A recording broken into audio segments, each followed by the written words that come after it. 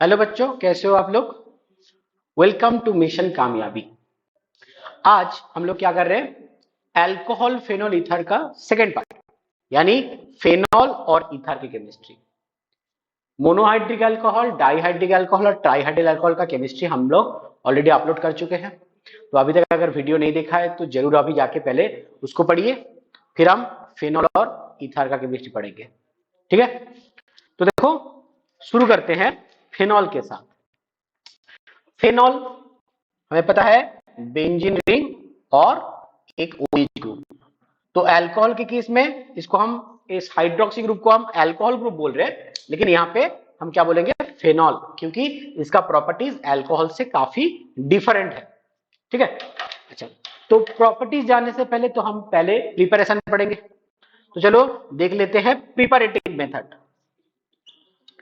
Preparative methods. अच्छा, preparative methods में पहले हम क्या करेंगे, पहले हम इसको बनाएंगे from chlorobenzene. From chlorobenzene. Chlorobenzene में जो क्लोरो, उसको न्यूक्लियोफिलिक सब्स्टिट्यूशन रिएक्शन करके हटाना है। तो क्योंकि हमने हेलो एल्केन हेलोरिन चैप्टर में ही पढ़ा था कि ये जो क्लोरीन है इसके साथ क्या होता है, थोड़ा सा डबल बॉन्ड कैरेक्टर है ड्यू टू रेजोनेंस, एंड एक sp2 सेंटर है, उतना इलेक्ट्रोफिलिक सेंटर है नहीं, तो एक ड्रास्टिक कंडीशन चाहिए। ड्रास्टिक कंडीशन क्या होता है, फ्यूज्ड KOH या फिर NaOH दे दो।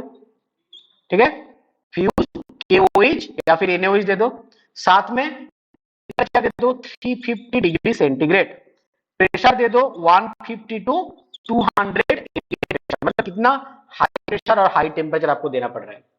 तब आपको क्या मिलेगा, आपको एक सॉल्ट मिलेगा। किस, क्या salt, phenoxide salt, salt of phenol, phenoxide salt.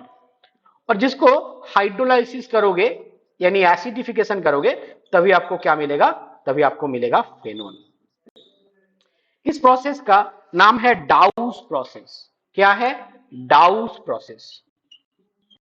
इसके बारे में हम लोग एक क्वेश्चन कर रहे थे पिछले चैप्टर में कि अगर यहां पे हम कोई इलेक्ट्रॉन विथड्रॉइंग ग्रुप लगा देते हैं तो वहां पे क्या होता है, ये रिएक्शन का कंडीशन थोड़ा बहुत कम हो जाता है, मतलब ड्रास्टिक नहीं रहेगा। जैसे कि आप 3 NO2 ग्रुप लगा दोगे ऑर्थो या पैरा पोजीशन पे, तो वो रूम टेम्परेचर या फिर वार्म वाटर के साथ भी रिएक्शन हो सकता है।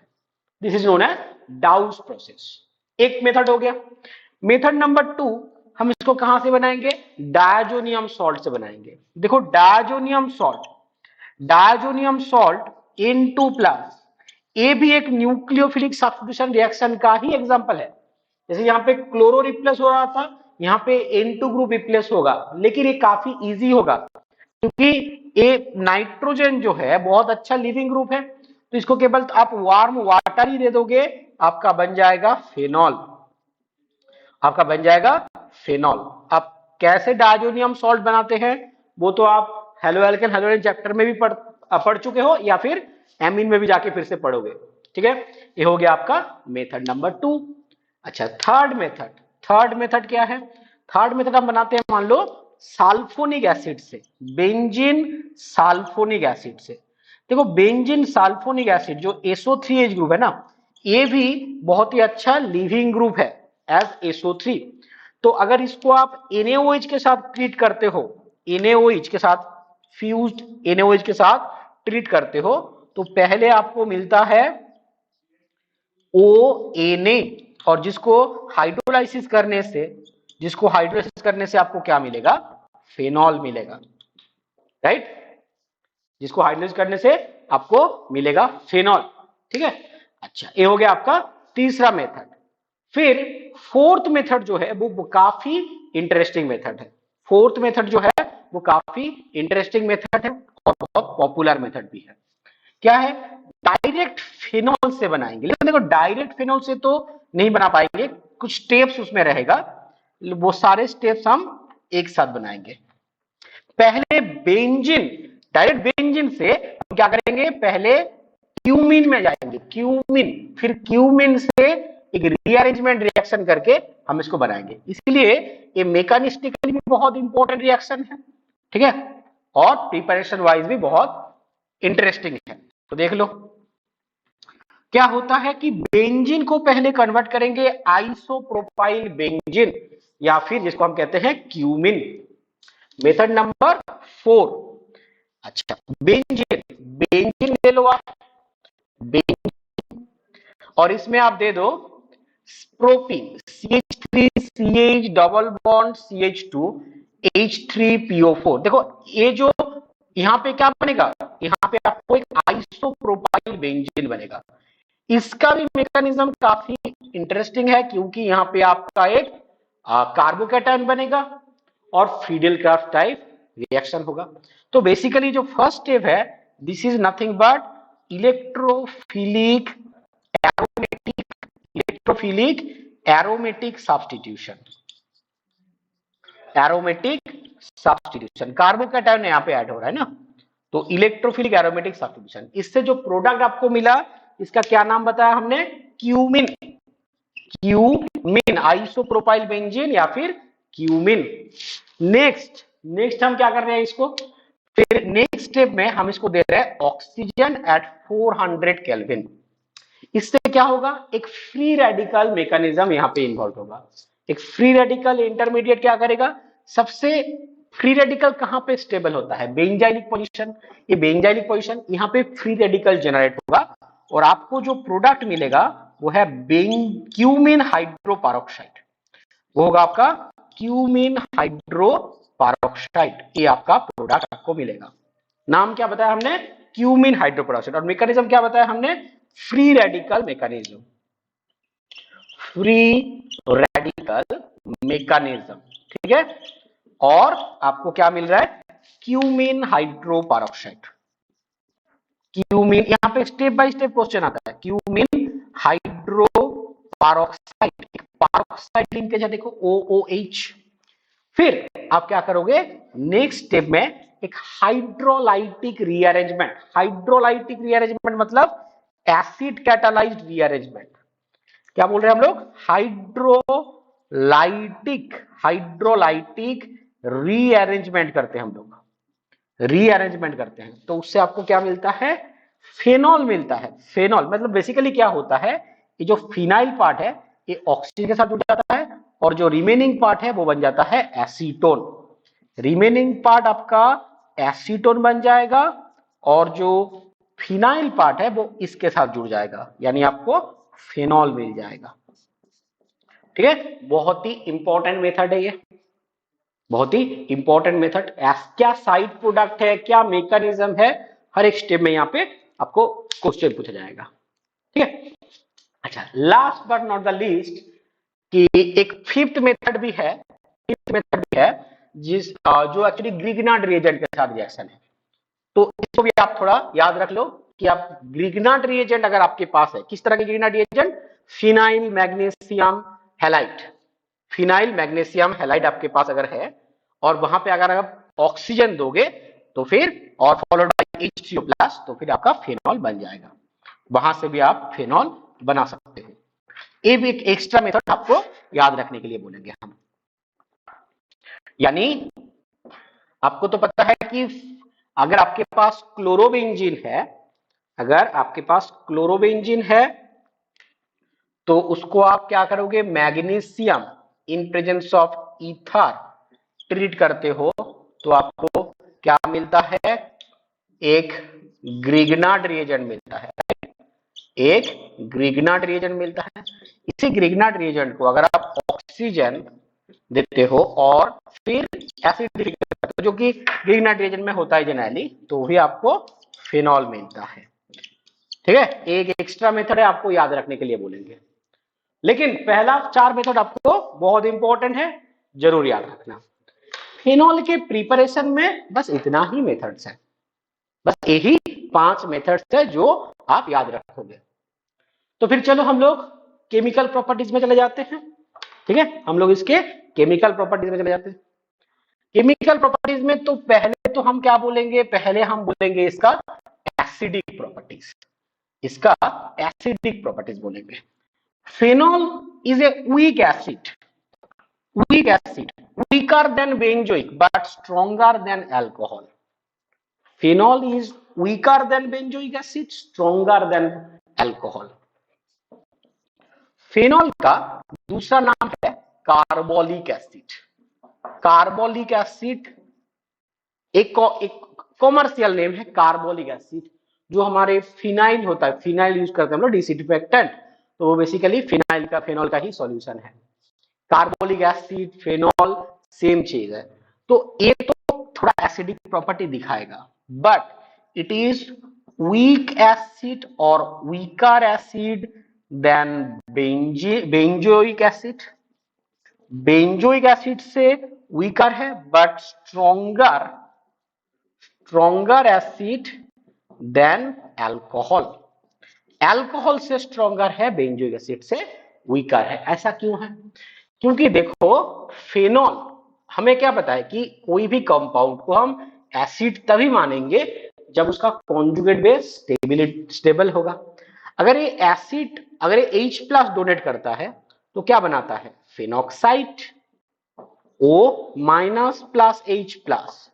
तो ये जो O माइनस है इट इज रेजोनेंस स्टेबिलाइज्ड, तो इसीलिए ये क्या हो जाएगा? आपका एसिडिक प्रॉपर्टी शो करेगा.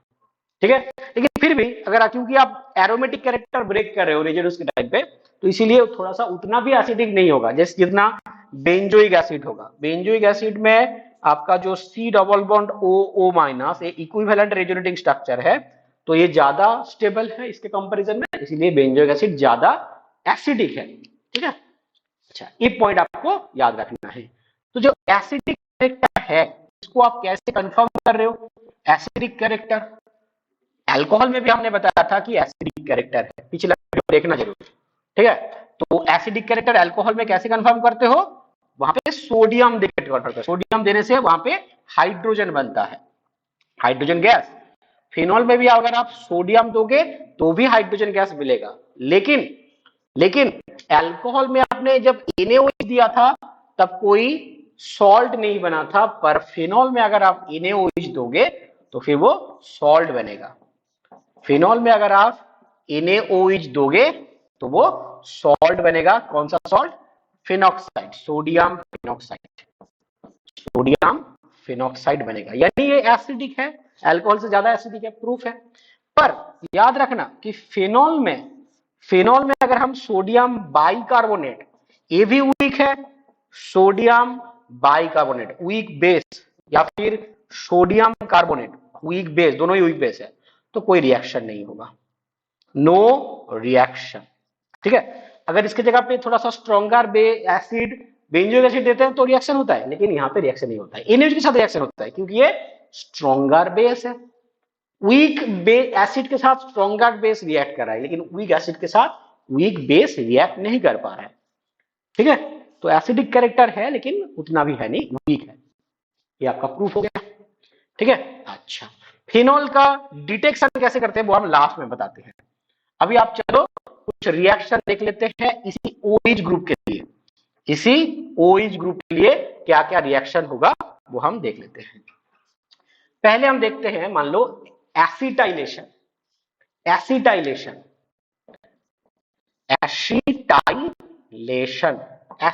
में क्या होता है कि अगर आपके पास फिनॉल है और साथ में क्या है? एसिटिक एनहाइड्राइड, या फिर आपने क्या रखा है? Acid chloride CH3COCl. किस मीडियम में, किस कंडीशन में? पीरिडिन क्या होता है? एक बेस. बेस क्या करेगा? पहले प्रोटॉन के साथ रिएक्ट करेगा, इसको बेटा न्यूक्लियोफाइल बनाएगा. वो न्यूक्लियोफाइल जाके यहाँ पे अटैक कर सकता है, यहाँ पे अटैक कर सकता है, और वो लिविंग ग्रुप चला जाएगा. तो फिर आपको क्या मिलेगा? आपको मिलेगा एक कंपाउंड OCOCH3, फिनाइल एसीटेट मिल जाएगा आपको. फिनाइल एसीटेट आपको मिल जाएगा. ठीक है, एक OH के एसिडिक कैरेक्टर की वजह से ही हो रहा है. एक रिएक्शन है बेंजोइलेशन. ठीक है, एसिटाइलेशन के ऊपर बोल रहे हैं क्यों? क्योंकि एसिटेट बन रहा है, एक्चुअली एसीटेट बन रहा है, इसीलिए एसिटाइलेशन. सिमिलरली बेंजोइलेशन क्या होगा कि आपने फेनॉल लिया है और उसको NaOH मीडियम पे आपने क्या दिया है, वहां पे आपने दिया है मान लो बेंजोइल क्लोराइड PHCOCl दिया है, PHCOCl दिया है, तो आपको क्या मिलेगा, आपको मिलेगा PHOC डबल बॉन्ड तो H, बेंजोइलेशन क्योंकि इसका नाम ही है फिनाइल बेंजोएट, इसीलिए इसका नाम, रिएक्शन का नाम क्या होगा, बेंजोइलेशन। बेंजोइलेशन, तो जो बेंजोइलेशन रिएक्शन है ना, इस रिएक्शन का भी एक नाम है, इसका नाम क्या है, स्कॉटन बाउमैन रिएक्शन।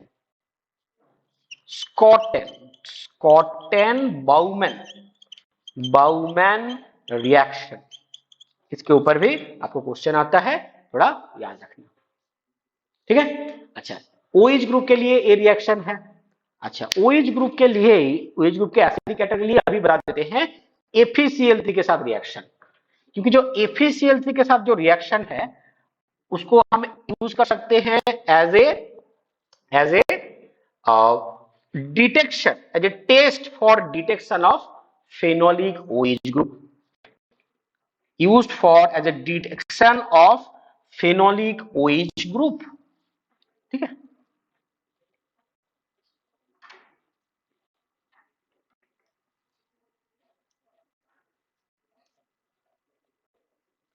तो देखो FeCl3 टेस्ट, इसको हम लिखते हैं FeCl3 टेस्ट। क्यों FeCl3 टेस्ट बोलते हैं, क्योंकि इसी रिएक्शन से हम आइडेंटिफाई कर सकते हैं किसी ग्रुप में, किसी कंपाउंड में फेनोलिक OH है कि नहीं।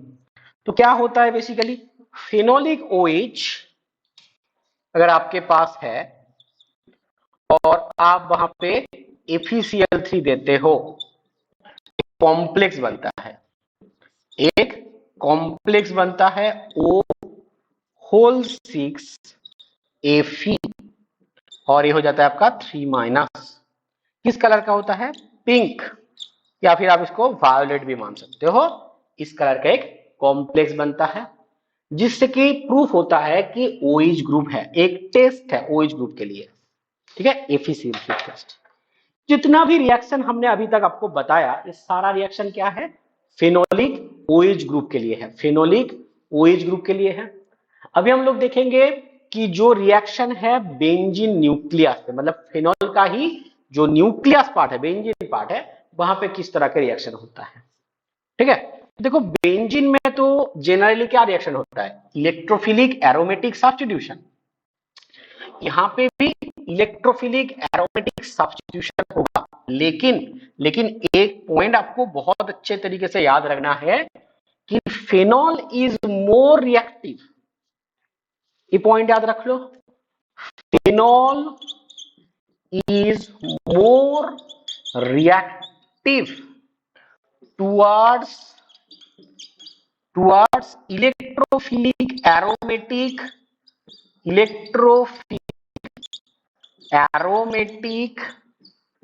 substitution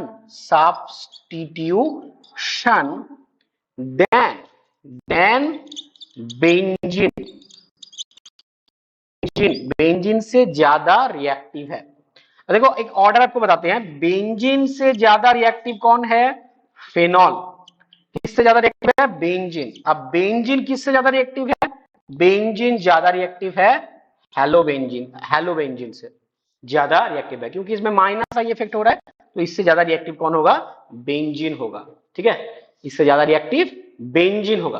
अब पता है फिनॉल से भी ज्यादा रिएक्टिव कौन होता है, फिनॉल से भी ज्यादा रिएक्टिव है O-। ऐसा क्यों है, फिनॉक्साइड फिनॉल से ज्यादा रिएक्टिव क्यों है, तो आपको समझना पड़ेगा कि हम रिएक्शन कौन सा बता रहे हैं, हम बता रहे हैं रिएक्शन इलेक्ट्रोफिलिक एरोमेटिक सब्स्टिट्यूशन।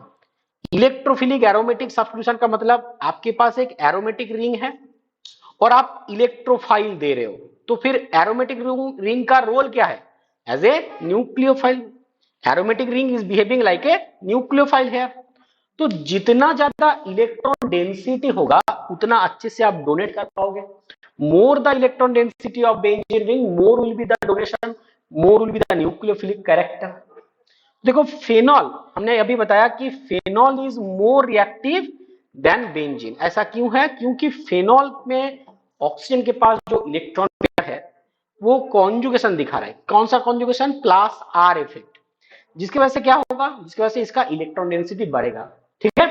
अच्छा, अब अगर आप इसको O माइनस कर देते हो, यानी एक लोन पेयर एक्स्ट्रा आ जाता है, तो लोन पेयर ज्यादा होगा तो इलेक्ट्रॉन डेंसिटी और ज्यादा इधर जाएगा, रिएक्टिविटी बढ़ेगा।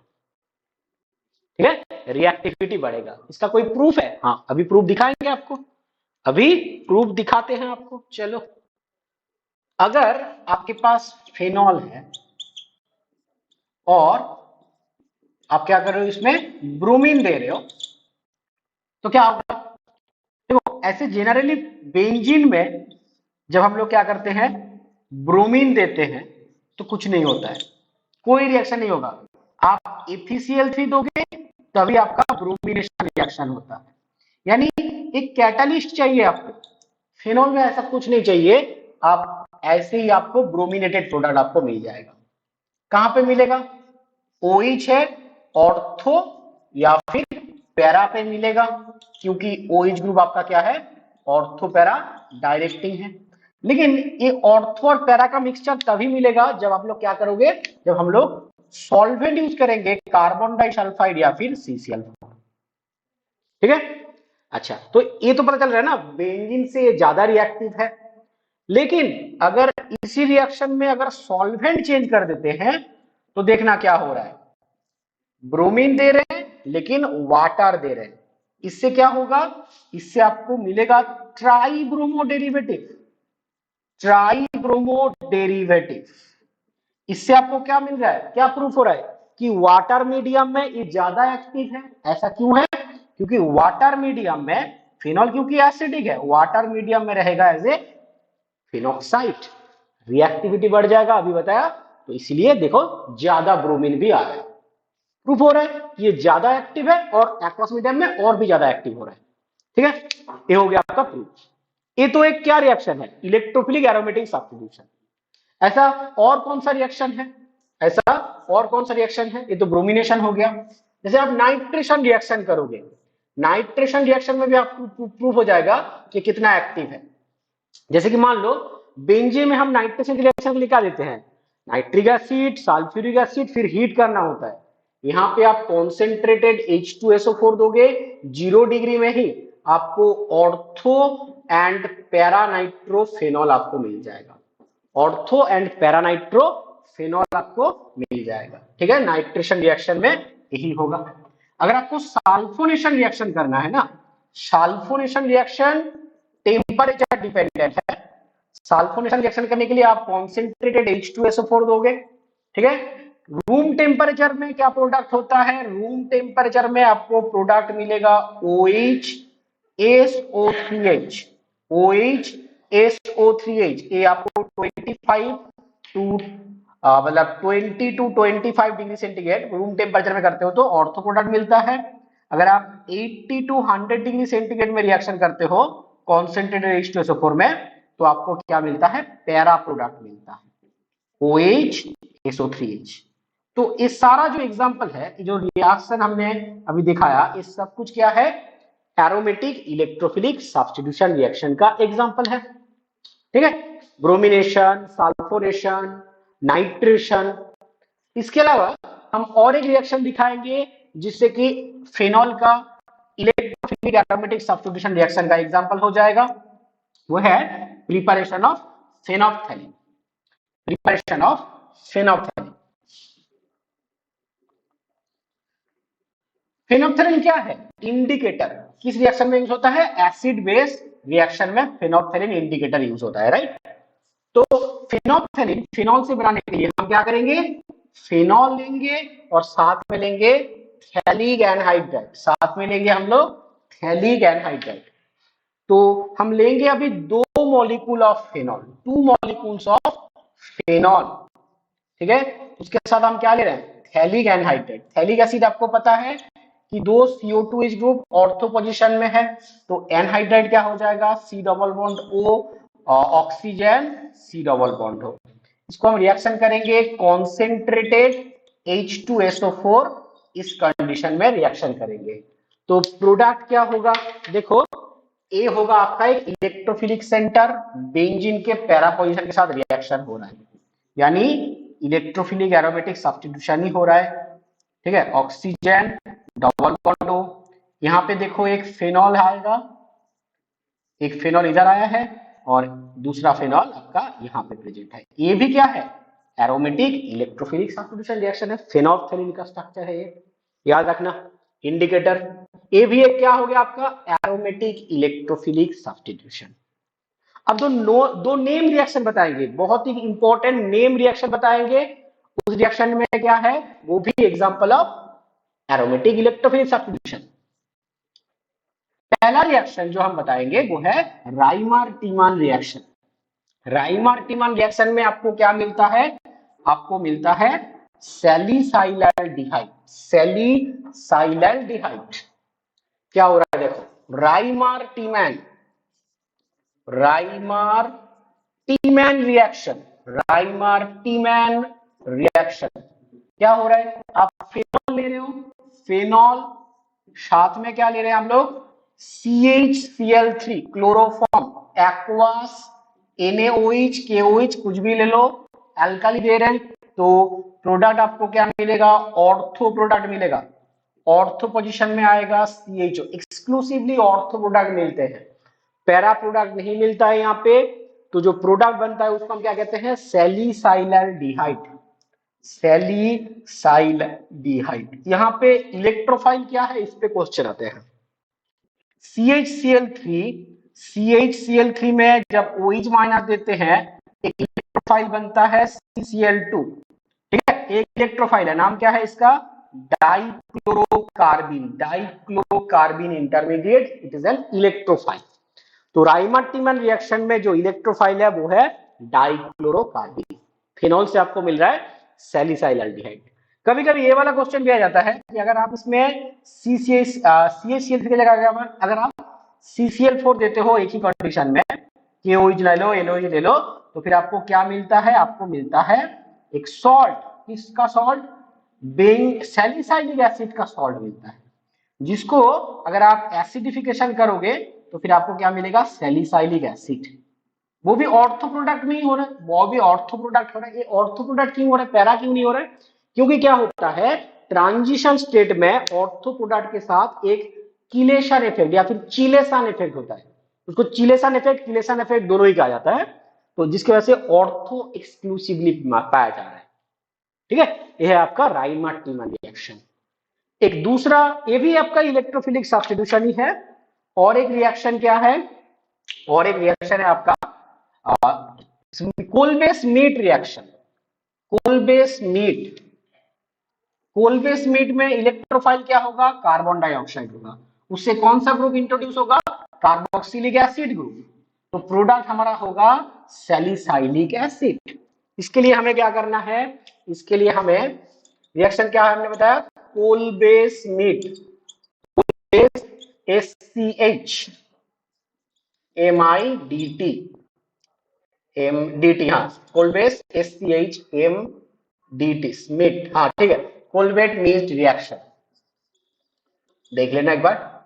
कोलबेट स्मिथ रिएक्शन में क्या होता है कि आप फेनॉल लेते हो, फेनॉल, ठीक है, आप फेनॉल लेते हो और उस फेनॉल के साथ क्या करोगे, फेनॉल लोगे, उसमें आप दोगे पहले सोडियम, यानी आपको पहले सोडियम सॉल्ट बनाना है या फिर पोटाशियम सॉल्ट बनाना है, सोडियम या फिर पोटाशियम सॉल्ट बनाना है।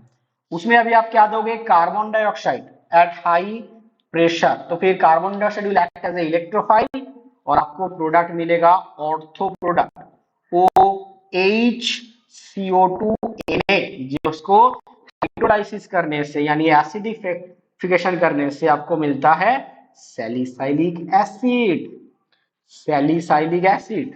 यहाँ पे भी एक चिलेशन इफेक्ट हो रहा है सोडियम के साथ। अगर यही रिएक्शन आप पोटाशियम फिनॉक्साइड ओके इसके साथ करोगे तो फिर आपको प्रोडक्ट क्या मिलेगा, प्रोडक्ट आपको पैरा प्रोडक्ट मिलेगा। ठीक है, तो यहाँ पे आप पहले कार्बन डाइऑक्साइड दे दो, फिर एसिडिफाई करोगे तो फिर आपको पैरा प्रोडक्ट मिलेगा। पोटेशियम में पैरा प्रोडक्ट मेजर होता है, सोडियम के साथ करोगे तो ऑर्थो प्रोडक्ट मेजर होता है। These are these are reactions of phenol। ठीक है। अच्छा, दो रिएक्शन, एक ऑक्सीडेशन एक रिडक्शन, ये भी याद कर लो। Oxidation of phenol, oxidation of phenol, phenol का अगर आप ऑक्सीडेशन करते हैं, फेनॉल है ये, इसको ऑक्सीडाइज कैसे करोगे? ऑक्सीडाइज करोगे K2Cr2O7 H2SO4, तो आपको मिलेगा पैराबेंजोक्विनोन। दो ऑक्सी और एक ऑक्सीजन एक्स्ट्रा आ रहा है, पैराबेंजोक्विनोन, पैराबेंजोक्विनोन, ऑक्सीडेशन से आपको मिलेगा पैराबेंजोक्विनोन। रिडक्शन में दो मेथड है, एक मेथड ऑलरेडी बताया है और एक मेथड सुन लो। OH को अगर रिड्यूस कर देते हो तो क्या बन जाता है? बेंजीन बन जाता है, या फिर आप बेंजीन रिंग को भी रिड्यूस कर सकते हो। ठीक है, बेंजीन रिंग को भी आप रिड्यूस कर सकते हो। क्या करना है आपको रिडक्शन मेथड के लिए?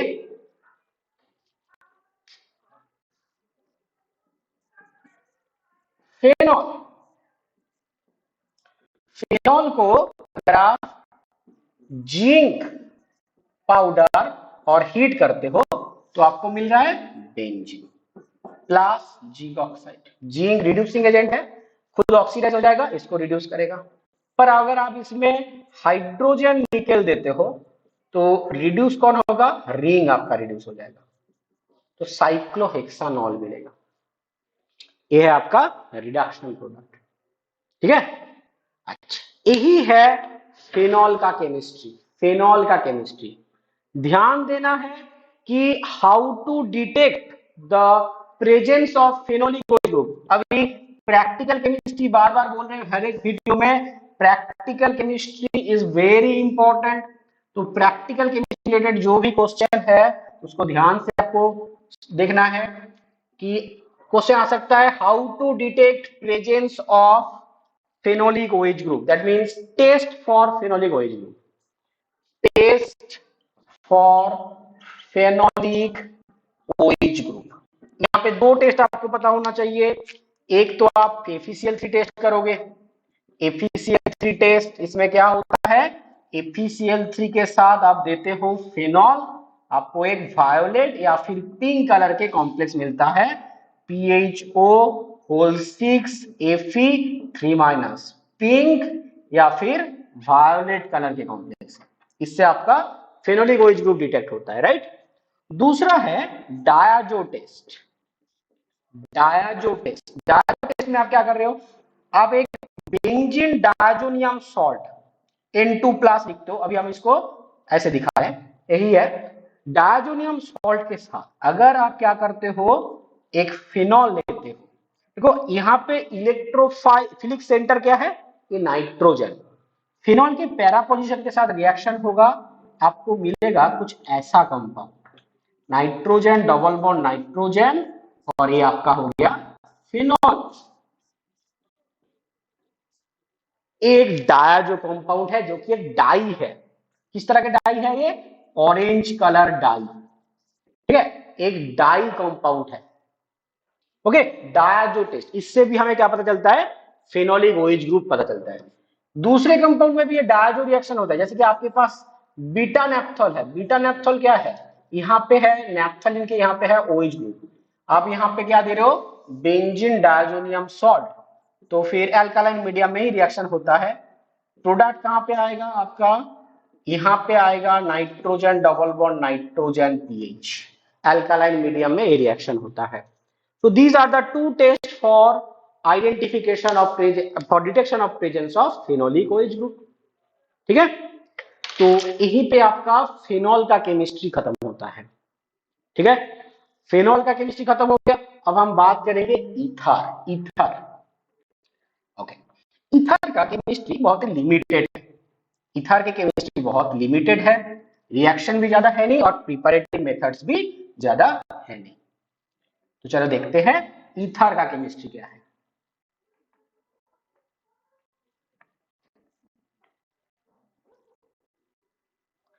ईथर क्या है? ईथर ये है जहां पे एक ही ऑक्सीजन के दोनों तरफ कार्बन कॉन्टेनिंग ग्रुप है, जैसे कि दो एल्किल ग्रुप हो सकता है, एक एल्किल हो सकता है, दो एराइल ग्रुप भी हो सकता है।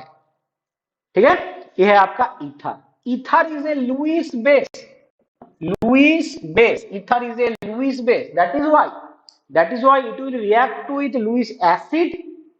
It will react with Lewis acid. Also, हमें पता है कि Lewis base act as a ligand. So it gives stability to organometallic compound,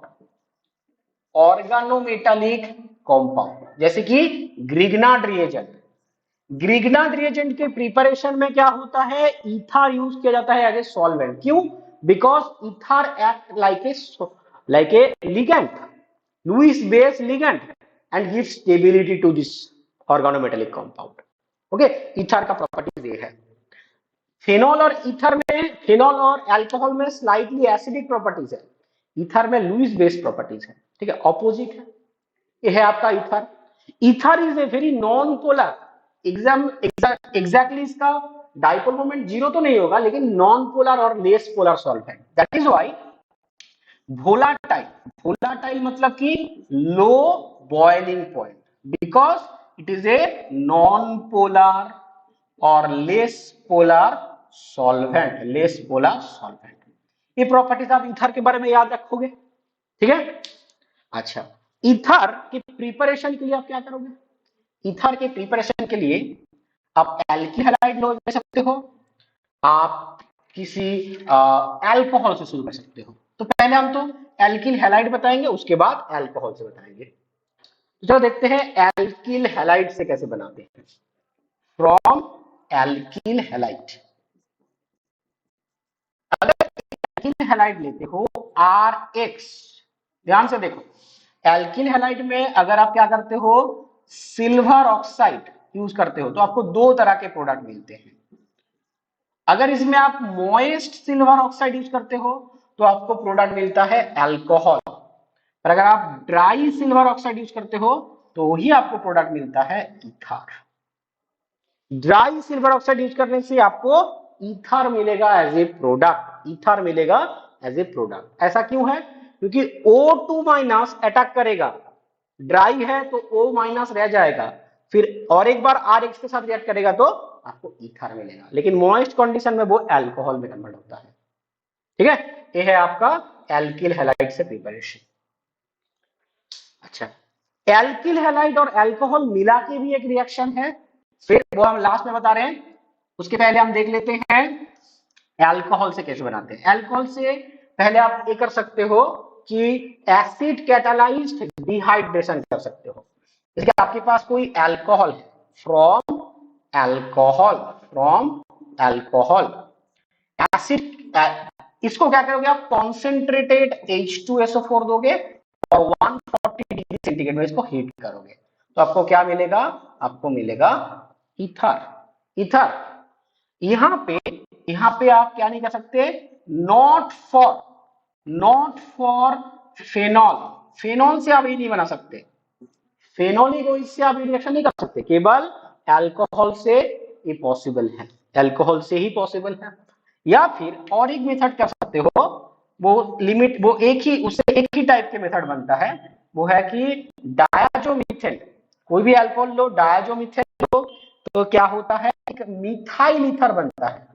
तो यहाँ पे केवल मिथाइल ग्रुप ही ला सकते हो और कोई ग्रुप नहीं ला सकते, यहाँ पे केवल आपको मिथाइल ईथर क्यों बोल रहे हैं, क्योंकि एक साइड पे मिथाइल ही होगा। ठीक है, ये दो मेथड आपका नोन है।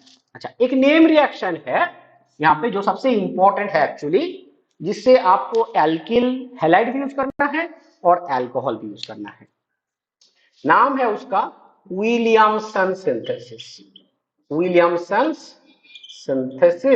बस रिएक्शन, प्रोडक्ट, रिएजेंट और कोई स्पेशल केसेस है तो वो बताना है आपको।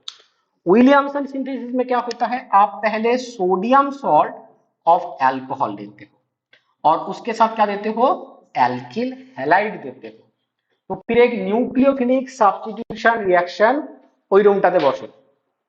न्यूक्लियोफिलिक सब्स्टिट्यूशन रिएक्शन होगा ROR। अगर ये अलग है तो ये अलग होगा, लेकिन अगर सेम है तो सेम ही होगा। ठीक है, ये एक तरह के क्या रिएक्शन है, न्यूक्लियोफिलिक सब्स्टिट्यूशन रिएक्शन है, और प्रोडक्ट आपका हो जाएगा क्या, ईथर, विलियमसन सिंथेसिस। हाँ, यहाँ पे एक बहुत ही इंपॉर्टेंट पॉइंट आपको नोट करना है कि in Williamson synthesis the alkyl halide must contain less bulky alkyl group। क्योंकि एक SN2 रिएक्शन होता है ना, तो ये जितना लेस बाल्की होगा उतना अच्छा होगा। इसका मतलब ये हुआ कि अगर आपके पास मान लो CH3 CH2O CH3 है, ये ईथर आपको बनाना है, तो यहाँ पे आपके लिए चॉइस क्या है, आपके लिए दो चॉइसेस है। एक तो आप ऐसा CH2O के साथ CH3Br या फिर CH3Cl ऐड कर सकते हो, या फिर आपके लिए और एक चॉइस क्या है, और एक चॉइस है कि आप CH3 CH2Br ले लो और CH3ONA ले लो। इन दोनों में से कौन सा आपका प्रेफरेबल मेथड होगा, यही आपका प्रेफरेबल मेथड होगा, क्योंकि जो हैलाइड पार्ट होगा वो आपका क्या हो जाएगा, लेस बाल्की एल्किल ग्रुप होना चाहिए, इससे आपका रिएक्शन बहुत अच्छा होगा। ठीक है, ये आपको ध्यान रखना है।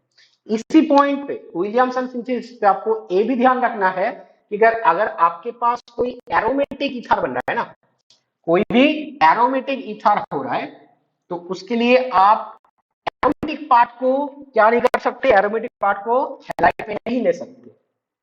मतलब मान लो आपके पास एक एरोमेटिक ईथर है, तो यहाँ पे तो एक ही कंडीशन पॉसिबल है इसको बनाने के लिए, आप यहाँ पे हमेशा क्या लोगे, ONA फिनॉल से आएगा और ये आएगा आपका एल्किल पार्ट। उल्टा कभी पॉसिबल नहीं है, क्योंकि एरोमेटिक हैलाइड में रिएक्शन नहीं होगा।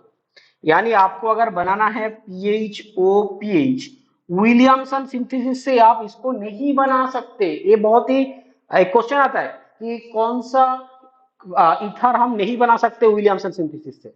इसको आप विलियमसन सिंथेसिस से नहीं बना पाओगे, क्योंकि में ब्रोमाइड अगर आएगा तो आप नहीं कर पाओगे, या फिर आपके पास मान लो CH2CH3 है, यहाँ पे ये वाला पार्ट आपका ब्रोमीन नहीं हो सकता, एल्किल पार्ट में ये नहीं रह सकता, क्योंकि वो sp2 कार्बन रिएक्शन होगा। तो ये सारे पॉइंट आपको ध्यान देना है प्रिपरेशन ऑफ ईथर पे। मेन रिएक्शन आपका विलियमसन सिंथेसिस है, बाकी आप अल्कोहल से भी बना सकते हो, एल्किल हैलाइड से भी बना सकते हो। This is the preparative method for ether. ठीक है, चलो अब हमारे पास क्या बचा है, properties, chemical properties of ether. Physical properties में हमने बोल दिया है कि ये क्या है, नॉन पोलर, लेस पोलर है, low boiling point, insoluble in water. याद रखना, it is insoluble in water. ठीक है, अच्छा केमिकल प्रॉपर्टीज में हम क्या रखेंगे, देखो यहाँ पे मेनली दो तरह के रिएक्शन होता है। एक तो आपका फ्री रेडिकल मीडिएटेड रिएक्शन होता है, दूसरा आपका क्या होता है, दूसरा होता है acid catalysed cleavage. Free radical mediated reaction and acid catalysed cleavage. Okay, तो चलो पहले फ्री रेडिकल मीडिएटेड रिएक्शन समझते हैं। फ्री रेडिकल मीडिएटेड रिएक्शन, यहां पे हम दो रिएक्शन बताएंगे। पहला रिएक्शन है क्लोरीन के साथ, रिएक्शन विथ क्लोरीन। हम एल्को ईथर ले रहे हैं, मान लो R CH2O CH2R। ये जो अल्फा पोजीशन है ना, यहाँ पे फ्री रेडिकल स्टेबल है। तो अगर आप 1 मोल क्लोरीन देंगे तो किसी एक कार्बन में एक हाइड्रोजन क्या हो जाएगा, क्लोरीन से रिप्लेस हो जाएगा। फिर और एक मोल दोगे तो आपका क्या हो जाएगा, और एक जो दूसरा पार्ट है वहां पे भी क्लोरीन से रिप्लेस हो जाएगा, फ्री रेडिकल रिएक्शन है। ठीक है, अच्छा फिर कब तक, मतलब और भी दोगे क्लोरीन, तो जब तक आपके पास हाइड्रोजन है फ्री रेडिकल सब्स्टिट्यूशन होता जाएगा, जैसे एल्केन में हुआ था। अभी आप क्या करोगे, रिएक्शन विद ऑक्सीजन भी देखोगे। रिएक्शन विद ऑक्सीजन हमने देखा है ना, ऑक्सीजन के प्रेजेंस में अभी क्यूमिन से आपका जब फिनॉल बना रहे थे तब देखे थे कि थ्री रेडिकल मीडिएटेड रिएक्शन होता है। तो यहां पे भी अगर आर CH2OR आपके पास है तो फिर आप क्या करोगे, ऑक्सीजन दोगे यहाँ पे, ठीक है। थोड़ा लाइट के प्रेजेंस में ये क्या बना लेता है, ये बना लेता है हाइड्रोपारोक्साइड, हाइड्रोपारोक्साइड, ठीक है। और भी आपको हाइड्रोजन मिलेगा, फिर दूसरे साइड में भी हो सकता है। अच्छा, इस वजह से जो हाइड्रोपारोक्साइड हो रहा है ना, ये क्या है, ये ज्यादातर एक्सप्लोसिव होता है, एक्सप्लोसिव। इसीलिए ether ether should be free from peroxide before use, ether should be free from peroxide before use, otherwise explosion हो सकता है। ये पॉइंट आपको याद रखना है। तो यही दो रिएक्शन आपको बताएंगे फ्री रेडिकल मीडिएटेड रिएक्शन पे। बाकी रिएक्शन आपको बताएंगे एसिड कैटालाइज्ड क्लीवेज, वो लुईस एसिड भी हो सकता है, एसिड कैटालाइज्ड रिएक्शन और लुईस एसिड कैटालाइज्ड रिएक्शन।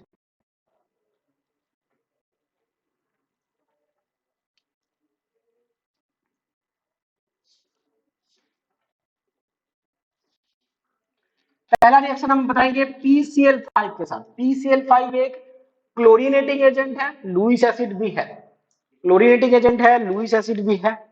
तो रिएक्शन नंबर 3 ROR, अब यहाँ पे क्या दे रहे हो, PCl5। देखो PCl5 दोनों R हमने सेम रखा है ना, तो RCl प्लस POCl3। अगर दोनों R डिफरेंट होगा तो दोनों एल्किल हैलाइड भी डिफरेंट होगा, लेकिन आपको साथ में क्या मिलेगा, POCl3 मिलेगा, राइट।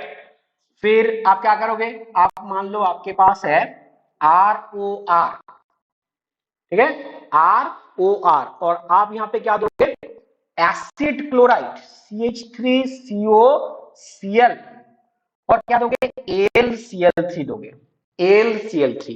तो पता है क्या बनेगा, यहाँ पे एस्टर बनेगा, एस्टर, OOR, जो R पार्ट वाला वो एस्टर बनाएगा।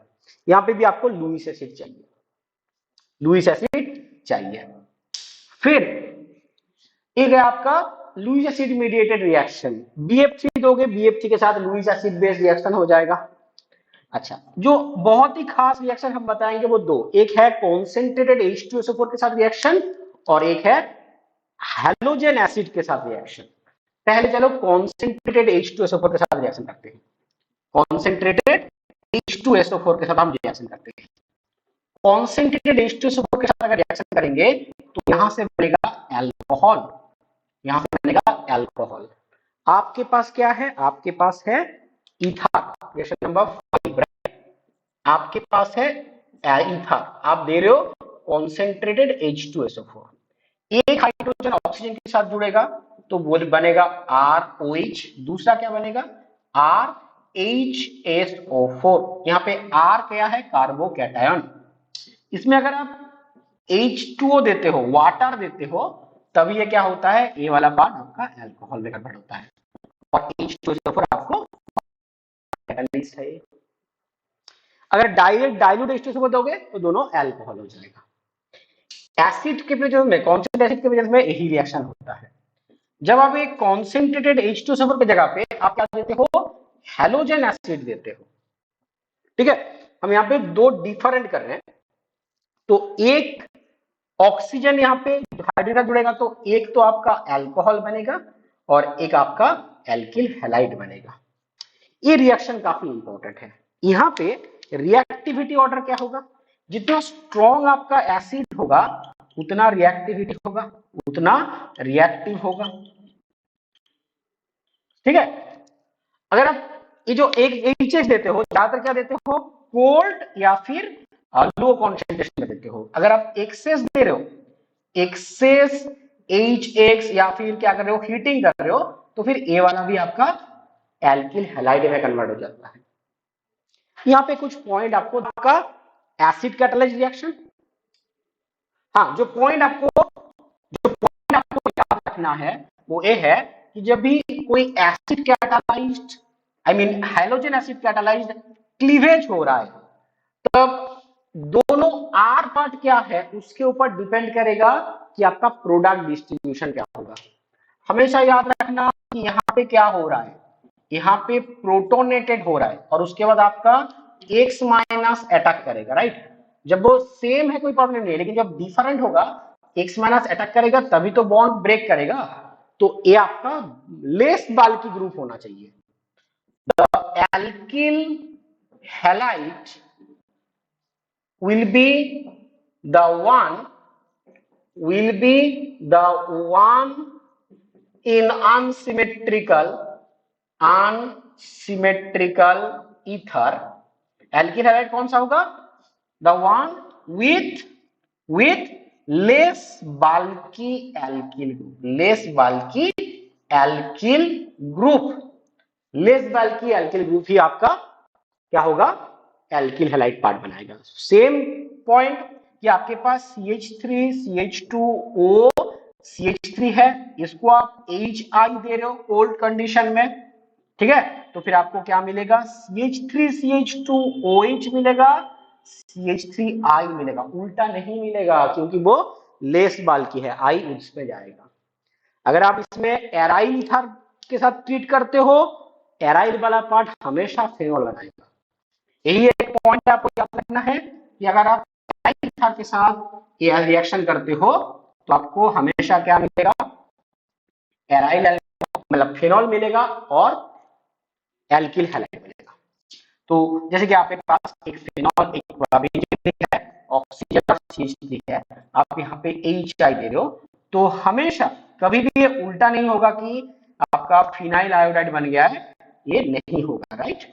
CH3I ये आपका होगा प्रोडक्ट। तो फिर वही कंडीशन आप यहाँ भी बताएंगे, नहीं करेंगे इस कंपाउंड को, इस मेथड से हम क्लीव नहीं करेंगे, ठीक है। यही है आपका ईथर का केमिस्ट्री। ईथर का केमिस्ट्री उतना ज्यादा है नहीं, ठीक है, रिएक्शन बहुत ही लिमिटेड है, लेकिन primary I mean monohydric alcohol, trihydric alcohol और ये जो फिनॉल बहुत इंपॉर्टेंट पॉइंट है। तो 2 वीडियो में हमने इस चैप्टर को समराइज किया है, रिवाइज किया है, जो जो पॉइंट आपको हाईलाइट करना चाहिए था वो हमने बोला है। तो फिर से एक बार कहेंगे कि ऐसे आप रिवाइज करो, फिर नेक्स्ट वीडियो में हम आपको प्रैक्टिस कराएंगे, इसके ऊपर टोटल 30 क्वेश्चन प्रैक्टिस कराएंगे।